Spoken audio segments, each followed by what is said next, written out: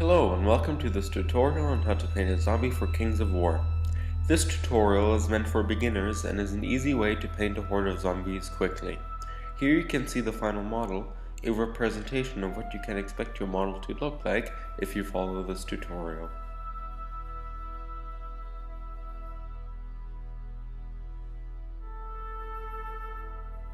Here you can see a list of paints that you will require to make your model look just like the one in this video. Notice that some of the paints are optional, as they are used for advanced techniques that you may not want or be able to use on your model. After you have spray primed a model with black, you will apply the first base coat. You generally want to start with the area most prominent on the model, which is in this case, the skin. For the skin you will be using heavy skin tone. You want to be using a large soft brush for this process, so that you can quickly paint over all the details that need to be colored. Your brush does not have to be in pristine condition for this step. I am using an old brush, which I exclusively use for batch painting. For those of you that don't know, batch painting is what you would call painting multiple models at a time, which is what you would want to be doing with these zombies. Be sure not to overload your brush with paint, as this will clog up all the details. You will end up with way better results if you paint multiple thin layers instead of a single thick one. Here you can see the model after the first coat of heavy skin tone has been applied. As you can see, the first base coat did not cover the model in a desirable way, meaning that some of the black primer can be seen through the paint. Next we will be dry brushing the painted areas. Normally, we'd be shading before dry brushing, but since we'll be using Quickshade for shading, it only makes sense to dry brush before doing so. More on this later. It is wisest to dry brush the skin before painting the cloth, simply because the skin covers so much of the model. If we were to paint the cloth first, we'd end up with some truly odd looking cloth. We will be using Bonewhite for this step. Apply a little amount of paint on your designated dry brush and wipe off all the paint on a piece of tissue so that no paint is visible when wiping. Once you have done that, you can proceed to brushing the brush over the model in a back and forth motion, like so.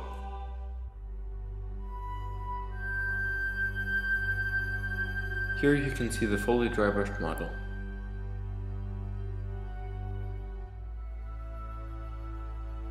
After you have finished the skin, you can go on to applying the next base coat. Since the cloth is the second most prominent part of the model, I'll be painting it next. For this model, I'll be using heavy Bluegrey. However, you can go really wild with the colors for the cloth. Not all zombies have the same fashion taste after all. Just like in the previous base coating step, you want to be wetting your brush and applying paint in thin layers. If you make any mistakes, and believe me, you will, just paint over them in heavy skin tone once or twice. Making mistakes is only natural. Nobody is perfect after all. Here you can see some mistakes that I've done, and I'm simply going to cover them up with some heavy skin tone. Try and use a fine detail brush for this step, because if you don't, you may end up with some of that skin tone on the cloth, and you will have to cover that up as well. I also went ahead and painted the hair in heavy Bluegrey as well, to keep things simple. Once you have finished the cloth and skin, we'll be painting the rest of the details. We will be starting off with the wounds, the bloody bits. For this step, we'll be using Gory Red.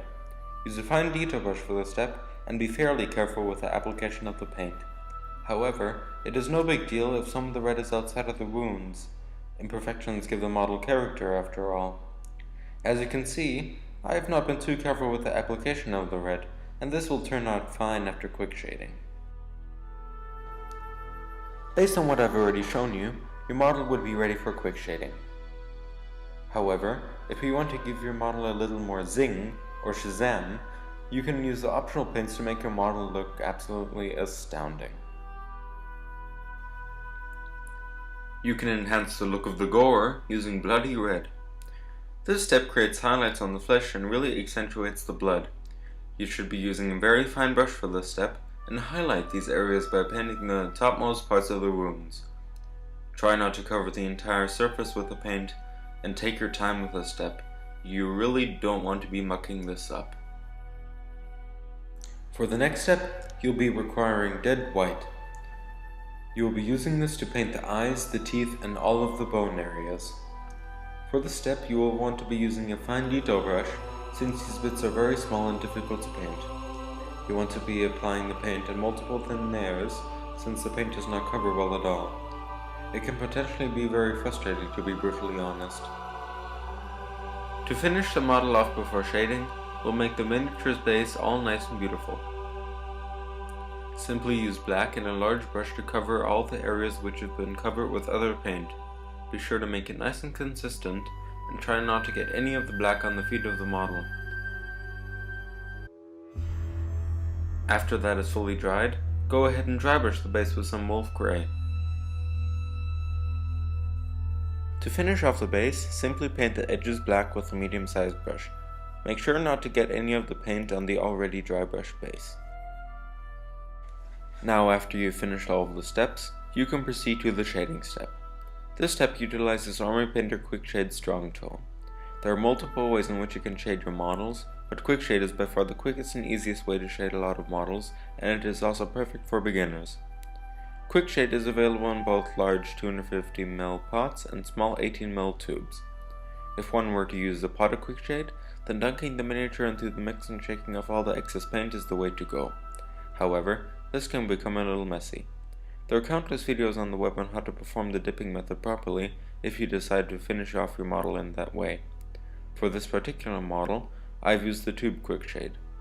Use a large soft brush and brush the paint all over the model and the base, in all cracks and crevices. Be sure not to make the paint pool too much, especially on the broader surfaces. Note that you don't have to be neat with this step. Really mop the model with the stuff. Be sure to let this dry fully for about 24 hours. You could speed up this process with a hairdryer, however, that could result in the shade being moved around, resulting in a finish that you probably do not want. After the model is dried fully, you may notice that it is probably shiny on the entire model. If that is the case, use some matte varnish spray from Army Painter, or any brand really, and follow the instructions given, meaning, spray multiple thin, even coats all over the model. And there you have it. Here you can see the finished model.